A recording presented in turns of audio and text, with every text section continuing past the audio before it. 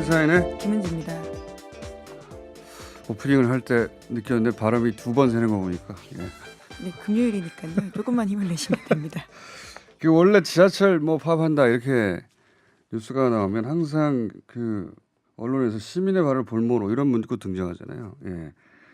이게 보수 정권 시절 오랫동안 만들어온 프레임인데, 근데 이제 공공보험 부문에서 파업을 한다. 그러면 이건 누군가의 편의를 볼모로 할 수밖에 없어요, 원래. 예. 네, 파업 자체가 원래 가지는 효과가 그것입니다. 그러니까요. 그런 네. 레버리지 뭐 지렛대 효과가 없으면 협상력이 없으니까. 그래서 시민사회에서 이번에는 내 편의를 당신 볼모로 내줄 테니 그걸 협상을 해라.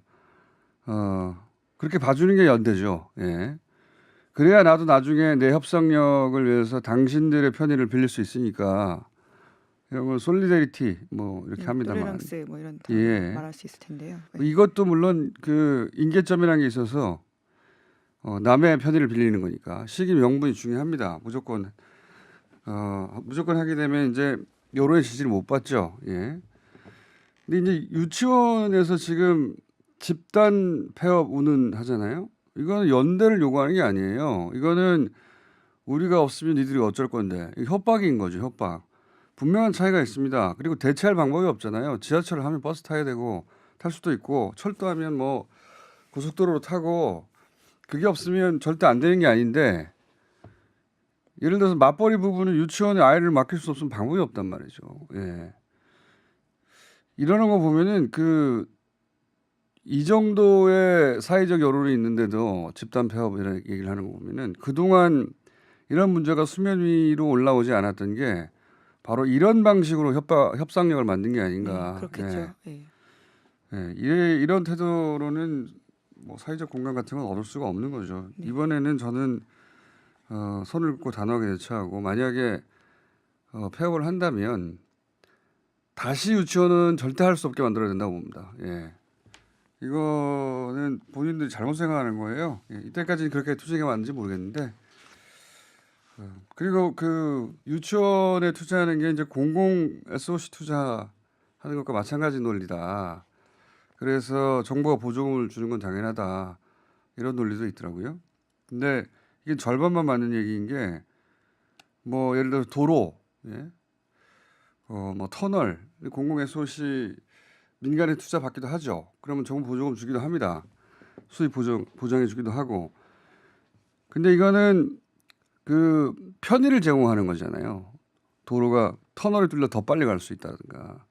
그러면 이익만 따지면 됩니다. 근데 교육은 기본권을 대상으로 하는 거라서 이익 외에도 윤리도 따지는 거예요. 이렇게 협박하면 안 되는 거고, 그리고 누리 과정에서 돈을 학부모한테 직접 주라 이제 이런 요구도 있다고 하는데, 이게 왜 직접 주라는 건지는 저희가 잠시 후에 노영희 변호사 연결해서 그 의미가 뭔지. 돈을 지금은 유치원에 주는데 그러지 말고 직접 학부모한테 주라는 겁니다. 이번에 나온 요구사항이에요. 이거 왜 이러는 건지. 네, 그리고 무엇보다도 지금 비리 문제에 대한 감사가 하겠다라는 건데, 이에 대해서 맞서고 있는 태도들이 사실은 여론의 반응을 받기가 쉽지 않죠. 그러니까요. 예. 이게 이제 본인들은 다른 모든 분야에 있는 일종의 파업, 단체 행동권 같은 걸 행사하는 거라고 생각하는 것 같은데, 그러면서 이제 폐업 얘기하는 거죠.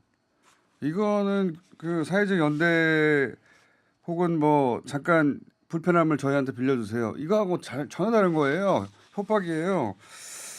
모르는 것 같습니다. 자, 이 문제가, 그래서 저는 당국은 만약에 폐업하면 다시는 못해. 왜냐하면 지금은 폐업하고 다른 이름으로 열고 그게 가능하거든요.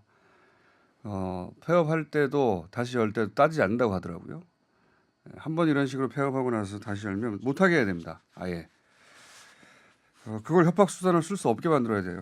자, 첫 번째 뉴스는요. 네, 프란치스코 교황이 현지 시간으로 18일 김정은 북한 국무위원장의 초청장이 오면 무조건 응답을 줄 것이고 갈 수 있다라면서 사실상 방북 요청을 수락했습니다. 프란치스코 교황은 또 문재인 대통령의 한반도 평화 프로세스를 강력 지지한다면서 멈추지 말고 두려워하지 말고 앞으로 나아가라라고 말했다라고 하는데요. 문재인 대통령은 지난 1년 동안 한반도 문제에서 어려운 고비마다 모든 갈등에 있어 대화만이 유일한 해결책이라고 했던 교황의 말씀을 마음 깊이 새기고 또 새겼다라면서 고마움을 표시했습니다. 갈 것 같다는 전망들이 좀 우세하긴 했는데 예, 또 막상 물론 뭐 실제 눈앞에 그런 장면이 펼쳐지면 또 다른 예, 분위기 설렘과 기대감이 그렇죠. 생기는데요. 근데 이제 간다고 했으니 이 정도면 가는 것 같습니다. 이게 사실 김대중 전 대통령 때부터 시작된 그 교황 방북 요청 노무현 전 대통령 때도 이어졌고 그게 마침내 결실을 맺은 거죠 사실. 예. 이 교황청에도 외교 이제 일국 체제를 그렇죠. 유지하기 예. 때문에 외교 부문이 있고 교황청도 기록이 꼼꼼하기로 유명합니다. 예. 그 과거의 노력들이 다 기록돼 있겠죠. 예. 그리고 이번에 그 성베드로 대성당 우리가 이제 교황청 하면 나오는 그 성당 큰 초대형 성당이죠. 바티칸 중심. 여기서 특정 국가를 위한 미사를 한 게 처음이고 네, 굉장히 이례적이라고 네, 하는데요. 예. 한국말로 한 것도 전 이례적이라서 다른 사례는 있나 찾아봤더니 처음이래요. 예. 그리고 한국말로 한 것도 처음이고 이건 저도 알고 있었는데 뭐냐면 여기는 이태리어나 라틴어로 하거든요. 그렇죠. 공식 언어인데요. 어느 나라에서 관료 미사를 하더라도 그리고 어, 대통령이 예, 그 미사 후에 연설한 것도 처음이라고 합니다. 예. 그러니까 굉장히 이례적인 일로 받아들일 수밖에 없고 네, 파격의 연속이었습니다. 교황청 동영상도 생중계가 됐고요. 예, 네. 생중가 됐는데 예. 카톨릭 교인이 아니더라도 한번 볼 정도의 예, 감동이 좀 있습니다. 그리고 트럼프 대통령의 방북이 만약에 이루어진다면 그것도 대단한 이벤트겠죠. 근데 이제 그건 이제 정치적 효과를 만든 거라면 만약에 교황이 방북하면 전혀 다른 종류. 그러니까 북한을 사회적으로 문화적으로 국제사회의 정상적인 인원으로 본다. 그렇죠. 대비 예. 일종의 대비라고 볼 수 있을 텐데요. 그런 상징 효과를 만들어낼 테니까 이런 건 정치인이 할 수가 없거든요. 대단한 효과가 날 거라고 봅니다. 네. 기대하는 일이고요. 자, 다음 뉴스는요. 네, 북한의 투자 가능성을 조사하기 위해서 해외 기업들의 물밑 대북 행보가 이어지고 있다고요. 오늘 아침 동아일보가 보도했습니다. 비핵화 진전 없이 제재 완화 없다라는 미국 주도의 기조가 유지되는 동시에 일부 해외 기업들은 비핵화 협상 이유를 상정하고 투자 기회를 선점하려 하고 있다고 이 신문이 전하고 있는데요. 어제 전해드린 바와 같이 미국의 곡물 회사 말고도요. 발전 설비 농기계 분야 업체들도 방북을 추진하고 있다라고 합니다. 또 독일에서는 기술기계 분야 업체들이 낮은 선봉 지역을 눈여겨보고 있다라고 하고요. 호주의 한 업체는 북한의 천연자원에 관심을 표명하면서 국내 관련 업체의 컨설팅도 의뢰했다라고 합니다. 뭐 중국은 오래전부터 그래왔고, 예, 뭐 네덜란드 자문회사 얘기도 나오고, 그러니까 아마도 그 제재 완화 하였다라는 표현을 쓰는 것은 대단히 이제 부담스러워하니까 결국은 이런 기업들의 투자를 묵인하는 형태로 예, 초기 제재와 관련된 일시 완화, 해제는 아니더라도 완화는 이루어지지 않겠는가 뭐 이런 전망이 가능한 것이고 사실 우리나라 보수 진영이 지금 비핵화되기 전까지 아무것도 하지 말라고 계속 압박하잖아요. 예. 근데 그렇게 어깃장 놓다가는 이런 식으로 여러 가지 경협의 기회들, 예. 우리는 하고자만 하면 정말 쉽게 할 수 있는데 예, 그런 네, 여러모로 기회들. 인센티브가 많습니다. 말이 통하고요, 또 가깝고요. 그러니까요. 예. 이런 경협 시대, 남북 경협 시대를 계속 본격적으로 열지 못하게 하다가는 역적소리 듣습니다. 나중에. 예. 네, 투자는 기회가 중요하기 때문에 놓칠 수도 있는데요. 그러니까 다음 달에는 유럽 일부 언론 기자단이 방북을 하면서 투자 관련된 부분들에 대해서 또 보도가 나갈 것이라고 합니다. 그러니까 이 재계 관련해서 그 북한 제재 완화 관련해서는 정치적 선언이 아니라 이번에는 이런 식의 기업들의 방북을 묵인하는 형태로 이루어지지 않겠는가 초반엔 그렇게 보여집니다. 예, 다음 뉴스는요. 네, 미국 정부가 최근 한국 정부에게 대북 경역 사업 목록과 구체적인 시간표를 제시하고 해당 사업들이 유엔 대북 제재에 저촉되지 않음을 한국이 직접 보증할 것을 요청했다고요. 오늘 아침 조선일보가 보도했습니다. 트럼프 행정부의 한 고위 관리와의 전화 통화를 인용해서 이렇게 보도하고 있는데요. 미국은 철도와 도로 연결 등 한국이 지난 4월에 남북 정상의 판문점 선언에 따라서 남북 관계의 개선을 위해서 경협하는 것을 반대하지 않는다라고 밝혔다라고 합니다. 이건 뭐랄까요? 굉장히 기분 나쁜 태도입니다. 우리 입장에서. 뭐냐면 남북이 뭔가 하겠다는데 이용만리 미국에서 내가 하란 것까지만 하고 조금이라도 어긋나면은 아무것도 할 수 없어. 이런 말을 이렇게 쉽게 하는 겁니다. 그냥 물론 이건 트럼프 대통령이 한 말이 아니라 트럼프 행정부의 한 고위 관리와 전화 통화를 한 다음에 그 사람의 입장이니까 이게 이제 결정된 정책이라고 볼 수는 없어요. 근데 어쨌든 이런 사고를 하는 거 아니에요. 다른 나라인데 다른 나라 아니에요. 미국한테 우리는. 네, 리스트와 시간표를 달라고 요구하고 있다라고 다른 하는 건데요. 나라인데 리스트 시간표 달라는 건 뭐 그럴 수도 있어요. 근데 여기서 조금 단 한 건이라도 제재해도 모든 걸 할 수 없다. 그걸 왜 자기들이 결정합니까? 예. 참. 하여튼 뭐 그렇습니다. 그런 이유가 있습니다. 예. 네, 물론 청와대는 공식적으로는 계속 한미 간의 공조가 잘 이루어지고 있다라고 이야기하고 있습니다. 그러니까 공조가 안 이루어진다는 의미가 아니라 그들의 사고 방식을 말하는 거예요. 예. 자, 다음 순요. 네, 오랜만에 재판거래 소식들 꽤 나왔었는데요. 박근혜 정부 시절 일본 산케이 신문 서울지국장의 명예훼손 혐의로 재판을 받은 적이 있습니다. 소위 박근혜 전 대통령의 세월호 7시간 행적 관련한 문제제기 글 때문이었는데요.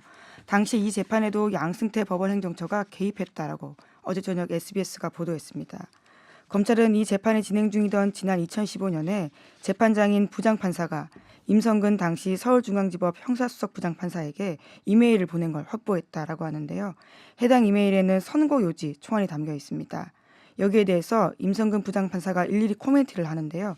청와대가 싫어할 것이라고 하면서 초안에서의 특정 표현과 문장을 고쳤다라고 합니다. 이제 관련 뉴스가 몇 가지가 나왔는데 뭐 어떤 문구는 빼라, 어떤 문구는 넣어라 이런 식의 뭐 그 쌍용차 관련해서도 경찰 지난 문구는 빼라 뭐 이런 것도 나왔고, 근데 결국은 두 가지 정도가 드러나는 건데 하나는 이제 양승태 사법부 시절에는 항상 박근혜 청와대 심기를 먼저 살폈다는 것이고, 그리고 두 번째는 특히 이 그 내용이 이제 제 눈에 들어왔는데 보도에서 풍문이 허위라는 점을 재판장이 직접 밝혀라.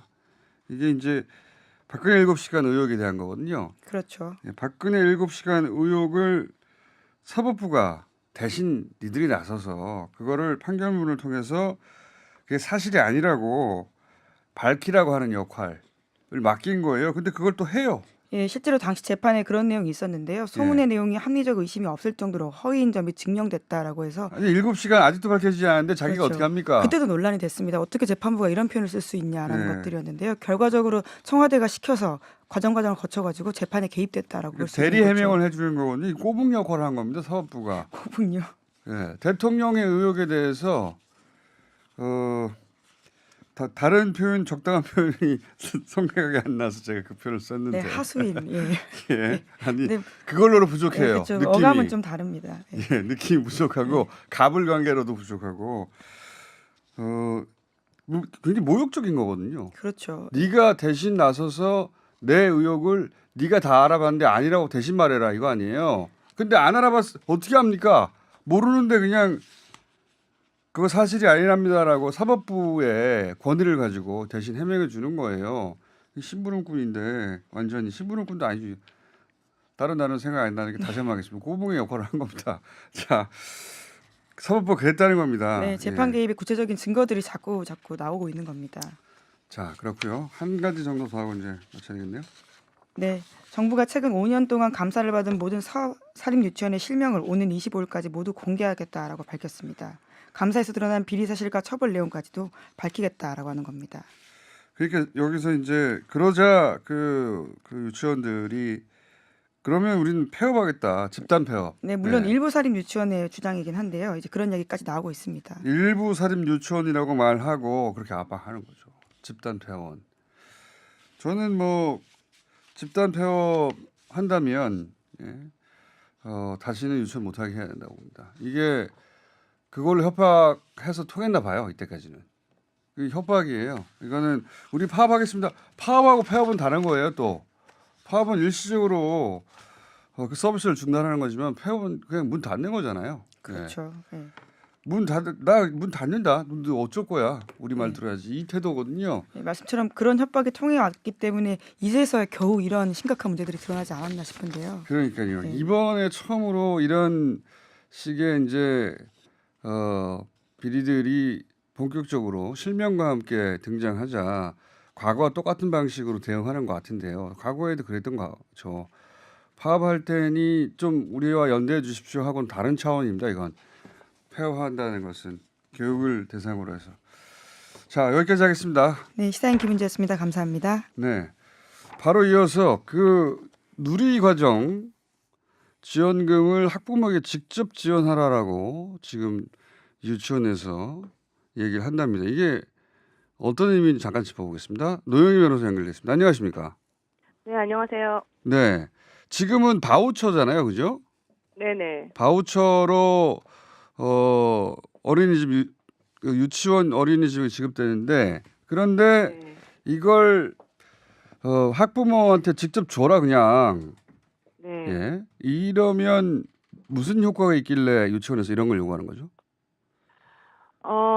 그러니까 지금 사립유치원의 원장들이 자기 마음대로 돈을 예. 사용하고 있고, 그 그렇죠. 사용하게 된 이유 중에 하나가, 이렇게 학부모들이 바우처 형식으로 결제해서 자기 그 유치원의 그 통장에 입금되는 돈은 예. 용도를 정해놓은 그러한 그 보조금이 아니다라고 판단을 하고 있기 때문에, 지금 그게 이제 문제가 되지 않겠습니까? 그래서 그렇다면 차라리 부모님한테 직접 주면은 부모님이 알아서 아이를 위해서 쓰지 않겠느냐, 유치원에 주든 어린이집에 주든 예. 이렇게 말을 했는데 예. 사립 유치원에서 역시 우리도 비리 오명에서 자유롭고 싶다. 그러니까 네. 우리도 월 29만 원씩 지급되는 그 보조금을 차라리 엄마들한테 주고 엄마들이 우리한테 그 결제하도록 해라 이렇게 하는 거예요. 예. 근데 이게 어떤 법적인 노림수가 있으니까 이렇게 하는 거 아닌가요? 그렇죠. 이제 이렇게 되면 문제가 뭐냐면은 물론 이제 엄마들이 아이를 위해서 아이사랑 카드라고 하는 거를 통해서 사실은 이제 유치원이나 이런 데 결제를 하면 그 돈이 이 통장에 꽂히는 건데 정부 예. 지원금 등이. 근데 만약에 지금 이렇게 말하는 형식으로는 아예 지원금 자체를 그냥 어머니들한테만 주고 어머니들이 직접 결제를 하게 하면 예. 그 돈은 아무도 못 건드려요. 그 돈을 어떻게 쓰든지 말든지. 아, 그렇군요. 지금 예를 들어서 네, 그러니까 성격이 바뀌는 거예요. 돈의 성격이. 지금도 이제 정부 보조금이냐 아니냐 가지고 보조금이 아니라고 법적으로 해석하면 처벌을 못 한다 이런 얘기가 있는데 아예 학부모한테 줘버리면 그런 논란조차 의미가 없이 그렇죠. 처벌을 할 수 있는 규정 근거 자체가 없어지는 거군요. 말하자면. 그렇죠. 그러니까 이제 아. 나라에서 주는 돈은 지원금으로 나가는 게 있고 보조금으로 나가는 게 있어요. 이름 자체가. 네. 근데 보조금으로 나가는 거는 용도와 범위를 정해서 특정해서 나가는 거예요. 그렇기 때문에 반드시 정해진 용도나 그 범위 내에서만 사용을 해야 되니까 그 범위를 벗어나거나 잘못 사용하면 처벌을 받을 수가 있어요. 그런데 지원금은 그냥 내가 돈을 얼마 줄 테니 알아서 써라 이런 형식인 거예요. 말하자면. 그러면 그 돈의 용도나 범위가 정해져 있지 않기 때문에 원장님들이 자기 마음대로 써도 처벌할 수가 없는 거예요. 아, 그걸 노리는 거군요. 예. 그러니까 정부에서 이 돈은 아이들 점심 간식에 쓰세요 하고 정해줄 수 있는 게 보조금이라면 줄 테니 그렇죠. 알아서 쓰세요는 지원금인데 부모들한테 그렇죠. 이렇게 쿠션으로 들어가면 정부가 유치원에서 어떻게 쓰든 간에 간섭할 법적 근거가 없어진다. 이 쿠션이란 말이 상당히 중요한데요. 예. 그 사립 유치원에 지원되는 항목이 예컨대 교사 처우 개선비로 나라에서 주는 게 59만 원이고요. 예. 학급 운영비를 한 학급당 월 25만 원, 교재 교구비도 학급당 월 10만 원 정도를 줘요. 예. 그러면 지금 제가 명칭을 말씀드렸듯이 교사 처우 개선에 반드시 그 돈을 써야 되고 학급 운영비를 써야 되고 교재 교구비로 써야 되는 거잖아요. 근데 이런 것들을 만약에 엄마들한테 그냥 한 명당 뭐 만 원씩 2만 원씩 더 준다고 쳐보세요. 그럼 그 돈들이 그냥 유치원에는 그냥 그대로 유치원 원장님이 원하는 대로 결제가 돼버리고 이거는 그 명목으로 들어가지도 않고 자기들 마음대로 써도 되는 거죠. 그러니까 지금은 그나마 유법성에 대해서 논란이라도 있지. 그렇게 되면 그렇죠. 이제 그런 것도 못 하는 거군요. 그렇습니다. 머리를 잘 썼네요. 네, 참 머리들이 좋으신 것 같아요. 그럼 이렇게 하면 안 되겠네요. 근데 또 그게 막 무조건 안 된다고 또 보기도 좀 곤란한 부분이 있는데 사실 그동안에 왜 정부가 그러면은 학부모들한테 카드를 줬겠습니까? 돈으로 직접 안 주고. 그 얘기는 이렇게 돈을 직접 줘버리게 되면 또 일부 학부모들 중에는 그렇죠. 부모들이 예. 써버릴 수도 있죠. 예, 부모들이 또 아이들을 위해서 유치원이나 이런 어린이집 교육비를 쓰지 않고 그냥 자기가 혼자 밥 그러니까요. 먹는 데 쓰거나 이런 경우가 많다는 거죠. 예. 아니 그 제 말은 그러니까 그 부모한테 주는 게 아니라 지금과 마찬가지로 유치원에 지급되어야 하겠네요. 그러니까 근데 그것도 또 지금 보니까 보세요. 네. 지금과 마찬가지로 했더니 또 이런 문제가 발생하잖아요. 그러니까 네. 이래도 문제가 되고 저래도 문제가 된다는 게 현재 지금 또 더 문제예요, 사실은. 그러니까 보조금의 성격을 더 강화시키는 게 중요한 거 아닙니까? 그렇죠. 핵심은. 차라리 그렇지. 뭐 예. 보조금이든 지원금이든 명목을 생각하지 말고 예. 유치원에 들어가는 회계를 투명하게 관리를 하면 되는 거죠. 그러니까 예를 들면 국공립 유치원은 에듀파인이라고 하는 것을 통해서 예. 어쨌든 간에 모든 그 쓰는 돈이나 회계를 수입 같은 공개하도록. 것을 관리하게 되는데 예. 사립 유치원은 유치원 자체가 원장 사유재산이잖아요. 예. 지금 그렇죠. 그러다 보니까 자기가 이제 운영과 관련해서는 자기 마음대로 쓸 수 있는 자유를 어느 정도 허용하는 거예요. 그래서 에듀파인에 그래서 들어오라고 이런 그랬더니 문제가 안 들어오겠다는 거 아닙니까? 그렇죠. 예. 예. 그래서 제가 봤을 때는 사립 유치원을 전부 국공립 유치원을 해야 되는데 문제는 또 그렇게 하는데 발생하는 또 다른 문제가 또 있기 때문에 지금 여러 가지 논란이 생기는 거죠. 해결이 어떻게 보면 어렵습니다. 해결이 어렵다고 생각해서 어려운 것이지 이게 교육의 공공성을 생각해서 그 돈은 공개하세요 하면 간단한 일인데 이제 그렇게 안 하겠다는 게 이제 문제죠. 예. 바로 그거죠. 예, 그걸 근데 강제할 수단이 별로 없다는 것이고 현재는 그죠? 네. 그래서 어쨌든 법 규정을 하지 않는 이상은 문제가 돼요. 왜냐하면 아시겠지만 얼마 전에 16일 보건복지부에서 나왔던 그 무죄 판결 어린이집 원장 남편 관련된 무죄 판결이 있었잖아요. 네네. 그것도 역시 그런 문제하고 좀 연결됩니다. 그러니까 운전기사로 남편을 등록했는데 실제는 운전기사로 등록하지 않았죠. 그리고 나서도 월급을 줬는데 이걸 횡령으로 하려고 했더니 이건 보조금이 아니어서 횡령이라고 볼 수 없다. 그렇죠. 지금 논의한 그게 보조금이 아니어서 처벌할 수 없는. 그렇죠. 네. 그러니까 2014년도에 이제 아이사랑 카드가 나와서 이 돈으로 사실은 유치원을 운영했던 원장이 자기 남편을 운전기사로 등록하고 보험까지 이제 4대 보험까지 지급했는데 이게 1심에서는 사실은 벌금 처벌이 나왔어요. 예. 상식으로는 당연히 그런데 상식적으로. 네, 500만 원이 나왔는데 대법원에서 무죄로 나왔는데 왜 그러느냐라고 했더니 바우처를 통한 정부의 보육비 지원금은 보조금이 아니다. 그러니까요. 이것은 용도를 엄격하게 한정해서 구분해 있는 게 아니기 때문에 마음대로 사용해도 된다. 이렇게 그러니까요. 갔기 때문인 거죠. 예. 그러니까 학부모한테 먼저 줬고 학부모가 넘겨줬기 때문에 그렇죠. 지금 얘기하고 있는 그 주제죠 이게. 그렇게 하면 안 되겠다. 그러니까 말씀하신 쿠션이 들어가서 그러니까요. 성격이 그러니까 돈의 성격이 변하는 거죠. 그 유치원에서는 그러니까 이런 식으로 하고 싶은 거죠. 이제 보조금이 아니도록. 오히려 네. 그 성격을 털어버리고 싶은 거죠. 그러니까 부모님이 자기가 벌어서 준 돈이나 사실은 나라에서 준 돈이나 어쨌든 돈은 돈인데 우리는 그냥 돈으로 받고 싶다 이런 얘기인 거죠 말하자면. 알겠습니다. 자, 쟁점 뭔지 알았고요. 예. 네. 다음에는 스튜디오에 모시려고 하니까 왜 이렇게 예. 어려운지 모시고 아유 아닙니다. 예. 직접적으로 긴 얘기 예. 나눠보기로 하겠습니다. 오늘 여기까지 하겠습니다. 감사합니다. 예, 고맙습니다. 노영희 변호사였습니다.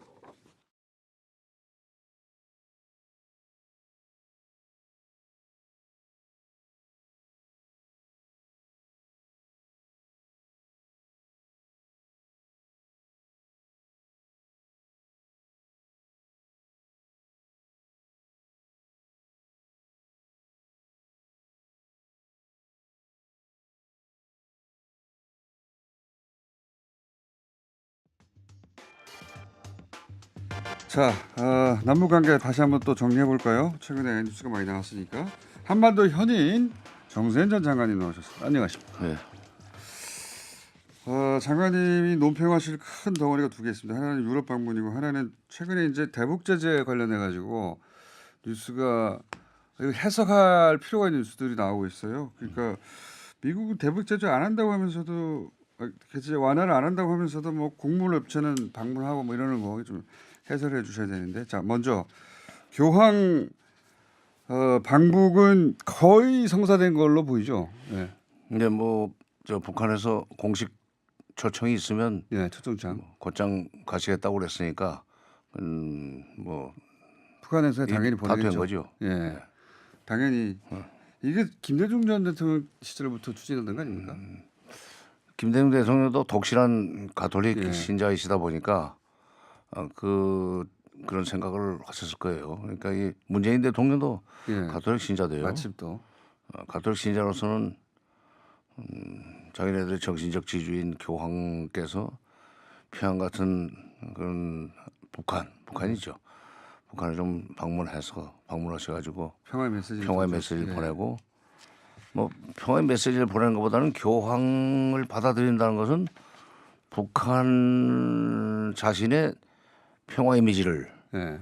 부각시킬 수 있는 기회죠. 북한의 절호의 찬스죠, 사실. 그럼요. 예. 북한 입장에서는 마다할 리가 없는 것이고. 지난번 카펠라 그 호텔 회담에서 악마의 이제 그 딱지를 벗었는데 이번에 교황까지 가시면은 훨씬 더 예. 정상적인 국가 그냥. 그렇죠. 예. 그렇게 되는 거죠. 그래서 이제 그 김대중 전 대통령 노무현 대통령도 요구했다고 하고 다 무산됐는데 이제 이번에 노무현 대통령도 가톨릭이죠. 그랬던 것 같아요. 노무현 대통령의 신앙심에 대해서는 잘 모르겠습니다. 그분은 무신론에 가깝지 않았을까 싶긴 한데 성향상 어쨌든 다 요청했는데 그게 성사되지 않았고 이번에는 거의 성사 단계가 아닌가 싶긴 합니다. 네. 그리고 그 외에 뭐 아셈 회의라든가 이제 외교라는 게 그 나들이가 아닌데 목적이 있는 건데 이번에는 굉장히 목적이 분명한 이제 유럽 방문인 것 같습니다. 사실은 프랑스 같은 예, 안전보장이사회 상임이사국 중에 하나가 예, 그 유엔 대북 제재 완화의 불가피성이라든지 북한의 비핵화를 유도하기 위해서라도 그 제재는 조금씩 해제가 돼야 된다는 그런 방향으로 동조를 해주기를 바라고 아마 문 대통령은 그렇겠죠. 예. 마크롱 프랑스 대통령 설득을 하셨을 거예요. 근데 그게 잘 안 됐죠. 어제 이제 임상훈 소장하고 얘기를 해보니까 유럽은 그분이 이제 유럽 전문가니까 유럽은 대북 문제에 관해서는 입장 정리가 아직 잘 안 돼 있다. 템포가 좀 느리다. 우리가 중동 문제 좀 느리듯이 그쪽은 우리 속도를 못 따라가서 아마도 뭐 몇 개월 전쯤에 혹은 작년쯤에 입장 정도에서 머물러 있을 것이다. 뭐 이렇게 얘기를 하더라고요. 근데 물론 이제 거리라고 하는 것이 그 의미가 있죠. 네. 중요하죠. 근데 심리적 거리도 좀 있고. 기본적으로 지금 그 미국이나 영국은 그동안에 미국이 아니라 프랑스나 영국은 안전보장이사회에서의 그 투표 성향을 보면은 주로 미국 따라가는 그런 경향이 있습니다. 그러니까 그런데다가 지금 짱이죠, 사실 프랑스하고 미국 사이에는 몇 가지 좀 불편한 일이 있어요. 네. 농업 문제, 농업시장 개방 문제가 있고, 그다음에 이란 핵 문제도 있고, 트럼프는 그 다른 입장이죠. 그런데 그런 문제들 때문에 지금 이 대립각을 세우고 있는데 이 대북 제재 완화 문제와 관련해서 또 트럼프의 심기를 불편하게 하면은 다른 데서 농업 문제라든지 이런 데서 불이익이 올 수 있다고 생각하면은 마크롱 대통령으로서는 마크롱 대통령으로부터 좀 더 강한 메시지를 원했었는데 그건 안 나왔습니다. 안 됐어요. 그건 안 됐고 교황청 방문 목적은 성사한 것 같고요. 그렇죠. 아셈에 가서는 근데 이제 뭐 여러 나라가 모였으니까 거기서는 뭐 특별한 메시지가 나오진 않을 것 같고 그냥 원론적인 거 나오겠죠, 그냥. 예. 그렇죠. 예, 그렇게 여러 나라들이 모이는 국제회의는 비록 정상들의 모임이라 할지라도 원론적인 얘기, 그러니까 개별적으로 거기서 그 기회에 개별적인 정상회담에서 의미 있는 성과를 낼 수가 있지 전체적으로는 기대하기 어렵습니다. 그러니까 우리한테 유리한 결론을 기대하기 어렵죠. 분위기 정도 조성하고 오는 거죠. 그렇죠. 예. 네. 자, 유럽 뭐 그렇고요. 이번에 이제 모신 이유가 아까 한 가지를 말씀 안 드렸는데 모신 이유가 세 가지인데 두 번째 이유는 뭐냐면 최근에 갑자기 한미 공조 흔들리는 거 아니냐고 뭐 대북 제재 입장차로 한미 스텝이 꼬이고 미국한테 이러다가 혼나고 한미 공조가 깨지고 보수 언론이 기세를 굉장히 많이 했어요. 예. 이게 그 남북 관계와 북미 관계 또는 남북 관계와 북핵 문제가 같이 가야 된다고 그러는데 예. 기본적으로 같은 방향으로 가야죠. 예. 같은 방향으로. 방향으로 같이 가야 돼요. 같은 방향으로 가야 되는 건 맞지만 어느 한쪽이 앞서가면서 그걸 여건을 조성하고 그다음에 또 촉진하는 역할을 해줘야 됩니다. 그 자전거도 그 양쪽 페달을 똑같이 밟고 있으면 자전거 안 나가요. 그렇죠. 왼쪽이든지 오른쪽이든지 먼저 하나 밟아야 됩니다. 네. 그래야 바퀴가 돌아가고 앞으로 나가고 사람도 왼발이든지 오른발이든지 먼저 한 발 떼야만 앞으로 네. 나갈 수 있는 거 아닙니까? 미국이 미국 사정으로 약간 주춤하면 우리가 먼저 나가고 그런 그렇지. 거 아닙니까? 예. 예. 미국이 먼저 나가주면 좋은데 안 나가니까 예. 우리라도 먼저 한 발 떼면서 손을 끌고 자 이쪽으로 갑시다 이렇게 해야 되고 그러는데 남북 관계와 북미 관계 공동 보조론을 취하는 사람들한테 내가 한번 좀 물어보고 싶어요. 당신들은 강시처럼 걸을 수 있냐? 강시 두 발로 두 발로 이렇게 깡충깡충 뛰면서 도저히 그거 안 되는 거예요. 살아있는 사람은 이 정치도 외교도 생물입니다. 어? 깡충깡충. 예.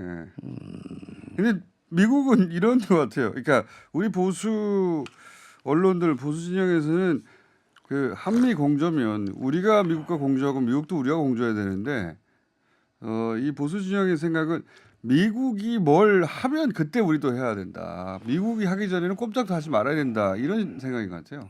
원래 그 한미 공조라는 말이 90년대 김영삼 정부 때 나온 겁니다. 그 전에는 한미 동맹이라는 말만 있었는데 그때 그 북핵 문제를 놓고 사실은 김영삼 대통령이 미국의 행보를 좀 저지하는 미국의 행보를 저지하는 그런 모양새를 보였어요.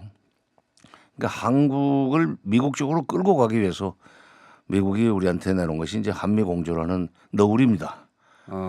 그때 나온 거예요. 그러니까 그때 처음 나온 거군요. 한국이 자꾸 미국과 딴소리를 내니까 네. 딴소리 하지 말라는 취지로 한미 공조를 우리하고 같이 가라고. 그렇지. 나를 따라와 이거였었거든. 네. 근데 지금은 무조건 미국을 따라가야 돼라는 그러니까요. 식으로 이게 이 의미가 변해가지고 원래 탄생은 네. 미국이 우리가 앞서가니까 우리하고 같이 가자라고 그렇지. 한 건데 네. 지금은 미국이 앞서가는 거 따라가야지 무슨 소리냐 이렇게 바뀌었다는 미국이 거죠. 앞서가면 미국이 안 가면 가지 말라는 게 한미 공조가 됐어요. 그러니까요. 그러면 미국이 안 가면 가만히 있으라는 거 아닙니까? 미국이 안 가면 가만히 있으라는 얘기인데 그럼 북핵 문제가 전혀 진전을 못 볼 거예요. 그럼 북핵 문제가 해결 안 된다는 얘기야. 그러니까 어떻게 보면은 한미 공조론 또는 공동 보조론을 그 주장하는 우리 언론들이라고 할까 이른바 논객들은 북핵 문제 해결을 안 바라는 사람이라고 그 딱지를 붙여도 할 말 없을 겁니다. 그러니까 지금의 한미 공조 보수 진영에 쓰는 한미 공조의 의미는 미국이 움직이기 전에는 꼼짝도 하지 말라예요. 예. 그리고 미국이 하지 말라는 건 하지 마라. 이거 아닙니까? 이게 북핵 문제가 해결 안 되면도 미국은 관계 없어요. 겁날 거 없어요. 그러나 우리는 기필코 해결해야 되는 문제가 북핵 문제입니다. 북핵 문제를 해결하려면 바로 그것이 우리 문제이기 때문에 우리가 한 발이라도 먼저 앞서 나가면서 문제 해결의 여건을 조성하고 미국이 또 거기에 따라오도록 자꾸 촉진해야죠. 북한도 동시에 북한도 우리가 또 설득을 해야 됩니다. 이런 얘기를 하는 이유가 바로 미국이 특히 미국은 이 대북 제재가 느슨해지면 우리하고 경협을 하는 과정에서 느슨해지면 비핵화를 안 할까 봐 하는 우려가 있긴 있는 거 아닙니까? 그래서 이런 말을 자꾸 하는 것이고 우리는 그건 걱정하지 마라. 우리가 우리도 비핵화의 의지는 확실하고 북한도 있으니까. 근데 니네가 안 움직이니까 우리가 조금씩 먼저 가는 거 아니냐. 근데 이거잖아요. 우리한테는 그렇게 얘기를 하면서 예. 움직이지 말라. 이게 해놓고 잘못하면 북한한테 사실상 제재가 해제되는 걸로 그 착각하게 만들어 가지고 비핵화에 적극적으로 안 나올 가능성이 있으니까 하지 말라고 그러면서 우리한테도 그래놓고. 예. 그런데 미국 최대 곡물업체가 극비 방문했다고 하거든요. 그건 그 허락 없으면 못 나간답니다. 그래. 과거에도 90년대 초에 그 북핵 문제가 꼬였을 때 아마도 그게 카길인 것 같은데 미국 최대 곡물 회사 카길이라는 회사가 있어요. 거기가 들어가서 북한이 그 식량난을 좀 덜어주고 그 대신 그들의 그 북한의 광물 자원, 네. 지하 자원을 싼 값으로 이렇게 들고 나와가지고 국제사회에 팔려고 그러는 그런 이 거래를 시도한 적이 있었습니다. 지금 다시 그들이 움직이는 것 같은데 제가 궁금한 건 이 대목입니다. 그렇지. 유엔 제재 완화는 정치적으로 부담스러운 거니까 이렇게 민간 기업으로 들어가서 그렇게 풀려고 하나 보다 하는 생각 하나와 동시에 이거 우리는 못하게 하고 미국 업체들이 먹으려고 하는 거니까 이거 아니에요 혹시? 바로 그거예요. 그러니까 바로 그거예요. 왜냐하면 우리 기업들이 그러니까 저도 그런 생각을 했어요. 우리 기업들이 북한에 진출하면은 네. 아무래도 말이 쉽게 통하고 네. 또 같은 민족이기 때문에 금방 북한 경제와 남한 경제가 한 덩어리로 연결이 됩니다. 그러니까요. 당연하지 않습니까? 네, 가까이 있고. 네. 근데 미국 기업이 먼저 선점을 하면은 그렇게 계획을 해버리면 우리가 들어갈 그 여지가 없을 뿐만 아니라 네. 북한 경제 미국화라고 할까 북한 경제 대미 그 의존도가 높아지면은 네. 솔직히 말하면 남북 경제 공동체 못 만들어요. 지금 문재인 대통령이 추진하려고 하는 한반도 경제 공동체 구상, 한반도 신경제 지도 이걸 어렵게 만드는 거예요. 그러니까 제가 우려한 바가 바로 그걸 여쭤보려고 했는데 그러니까 이제 뭐 대북 제재 국제 정치학 박사 다 됐네 이제. 대북 제재 절대 안 돼. 끝까지 안 돼라고 말했는데 얘네들은 이런 큰 업체가 방문하도록 묵인해 준 거는 이거 우리가 해야 할 일인데 남북 경협 알짜는 지들이 먼저 가서 다 계약해 버리려는 거 아닌가? 그렇죠. 미국이 이거 먹을 이게 나쁜 놈들이네 이런 생각을. 아니 성동격사지. 그러니까 우리한테는 예. 얘들 움직이지 마. 해놓고는 자기들은 빨리 들어가. 그러니까요. 이런 시간이요. 아 그거 맞죠. 장관님 보시기도 맞죠. 지금 소리로 하셔야지 고개만 끄덕끄덕 하시면 안 됩니다. 네 맞아요. 저도 그런 생각했습니다. 왜냐하면은 싱가포르 회담 때도 그때 무슨 그 사위하고 잘하는 무슨 광산업체가 그 만났다는 이런 얘기 있었지 않습니까? 그러니까 이게 저는 우리가 이걸 순진하게 보면 안 된다. 대북 경제 제재 계속 유지해야 된다고 막 미국이 말할 때 미국이 그런 말을 할 때 뒤에서 장사하는 걸 한두 번 본 적이 아니지 않습니까? 장사 꼭 하잖아요 따로. 네. 아 얘네 또 이게 장사. 어저께 그 며칠 전에 문정인 교수가 월간중하고 인터뷰를 한 것이 요즘 오늘 아침 신문에 좀 요약해서 발표가 됐던데. 제가 아직 못 봤는데. 저 됐던데 그 트럼프 대통령이 한국은 우리의 승인 없으면 아무것도 못한다는 그렇죠. 발언한 거에 대해서 상당히 줏대 있는 그 비판을 했습니다. 예, 우리는 예. 주권 국가다. 예. 무슨 일을 하는데 그 미국의 승인 받고 그 말도 안 해야 되는 되는 일 말도 안 되는 얘기죠. 예. 더구나 오이사 조치 해제 문제 가지고 그때 그 트럼프 대통령이 그런 얘기를 했는데 오이사 조치는 지금 트럼프 대통령이 추진하고 있는 대북 압박 제재의 그 근원인 유엔 대북 제재가 나오기 전에 그러니까요. 이명박 대통령 시절에 독자적으로 나온 행정명령입니다. 네. 법률도 아니에요. 예. 또는 국제 유엔에서 결의된 것도 아니에요. 오이사 조치는. 그리고 자유한국당이 먼저 풀자고 했어요. 계속. 그건 과거에. 그야말로 내로남불이네. 자기네들이 하려고 하면 괜찮고. 예. 지금 그 오이사 조치 같은 것은 차제 풀어야 됩니다. 우리가 주권 국가라는 거, 그다음에 미국과 협의할 일은 협의하지만 우리 내부적으로 알아서 할 일은 우리가 알아서 한다는 사인을 보내기 위해서도 뭐 차제 풀어야 돼요. 저는 그래서 아니 이게, 예. 미국은 그 최대 곡물 회사가 북한에 들어가서 거래를 시도하게 만들어 놓고 그다음 지난번에 또 어디 아이오와 그 지방선거 아니 이번에 중간선거 돕는 유세 나가가지고도 미국 정부는 투자 안 하지만 우리 기업들이 미국 기업들이 북한에 투자하려고 지금 기다리고 있다 준비하고 있다는 연설까지 하고 다니지 않았어요. 그러니까요. 근데 그거가 연설뿐만 아니라 실제로 이렇게 방북도 하고 있는 겁니다 이게. 그게 일어난 거지. 그러니까 자기들끼리는 미국 행정부 차원, 정부 차원에서는 한 말이 있어서 부담스러우니까 뭐 유엔 제재를 유지해야 되고 비핵화가 완전히 끝나기 전에는 절대 안 되고 말하지만 실제 뒤에서는 이거 벌써 여기가 노다지 아닙니까? 북한이 지금 들어가면. 그렇죠. 예. 그러니까 이걸 그냥 둘 리가 있습니까? 면적에 비해서 예. 북한의 면적에 비해서 지하 자원이 의외로 많아요. 지하 자원도 많고 모든 분야에서도 뭐 곡물이든 뭐든 모든 분야에서도 세계적인 기업이 들어가서 처음에 털을 닦으면 얼마나 좋겠어요. 거긴 처음인데 자본주의가 들어가는 게. 그러니까 미국 기업의 북한 경제가 미국 기업의 손아귀에 들어가게 되면은 우리는 아무것도 못합니다. 그렇죠.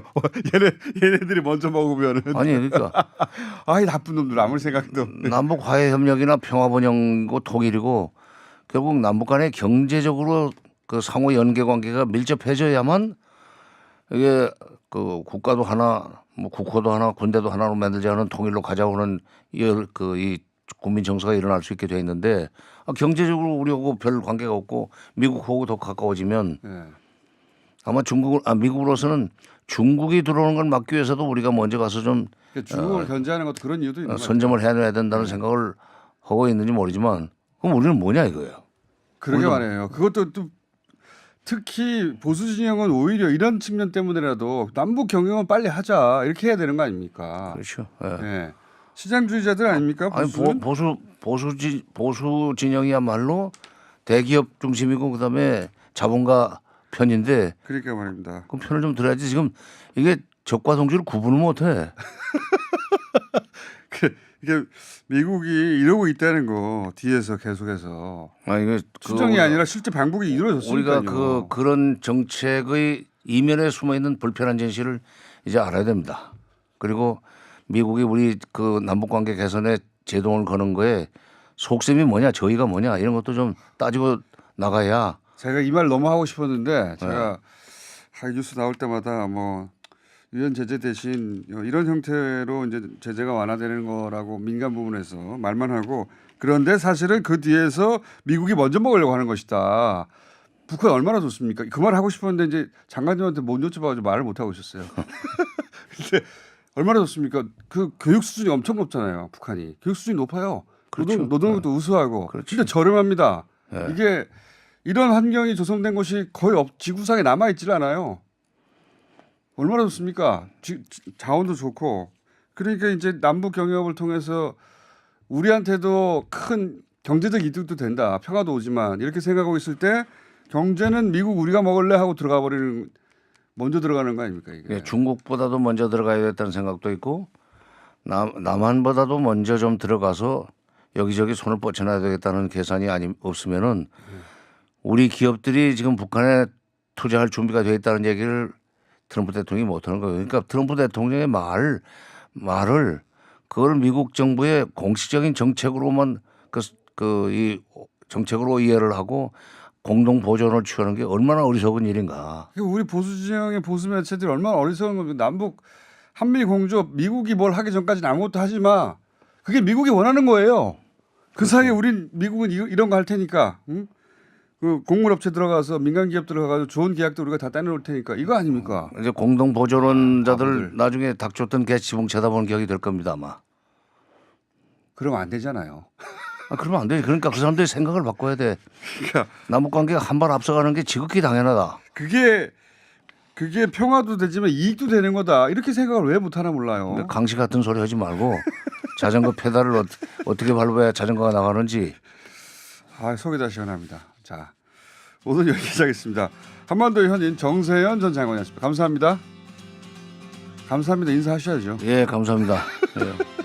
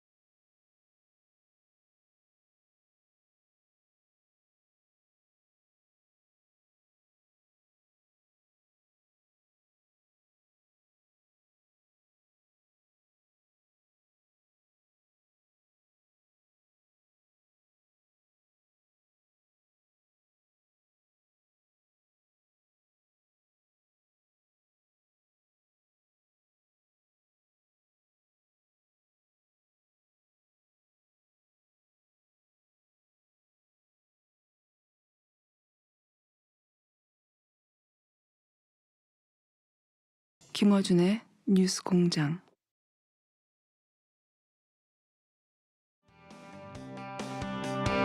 자유한국당 심재철 의원의 자료 유출 관련해서 백도어가 존재했을 수 있다는 가능성을 처음으로 제기하신 국회 기획재정위 소속의 소개가 길었습니다. 심상정 의원. 네, 오랜만입니다. 네, 오랜만에 네. 뵙겠습니다. 네. 진짜. 예.